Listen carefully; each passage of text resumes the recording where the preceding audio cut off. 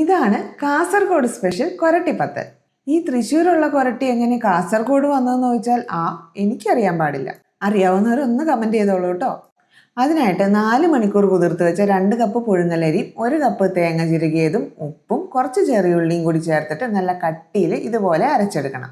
ഇനി ഇത് വാഴയിലയിൽ ജസ്റ്റ് ഒന്ന് പരത്തി എടുത്തിട്ട് സ്റ്റീം ചെയ്തെടുക്കാം. പെട്ടെന്ന് ഉണ്ടാക്കിയെടുക്കാൻ പറ്റുന്ന നല്ല അടിപൊളി ഐറ്റമാണ് കേട്ടോ. ബ്രേക്ക്ഫാസ്റ്റ് ആയിട്ടോ ഡിന്നറായിട്ടോ ഒക്കെ കഴിക്കാം. അപ്പോൾ ഞാനിന്ന് ഇത് സ്റ്റീം ചെയ്യുന്നത് ഏവിയാസിൻ്റെ ഹൈ ക്വാളിറ്റി സ്റ്റെയിൻലെസ് സ്റ്റീൽ സ്റ്റീമറിലാണ് കേട്ടോ. നമ്മുടെ കിച്ചണിൽ മസ്റ്റായിട്ട് വേണ്ട ഒരു കുക്ക് വെയർ ആണിത്. പിന്നെ ഇതിന് ഗ്ലാസ് ലിഡാണ് പ്രൊവൈഡ് ചെയ്തിരിക്കുന്നത്. പിന്നെ നല്ല മിറർ ഫിനിഷിംഗ് ആണ് ഇതിനുള്ളത് കേട്ടോ.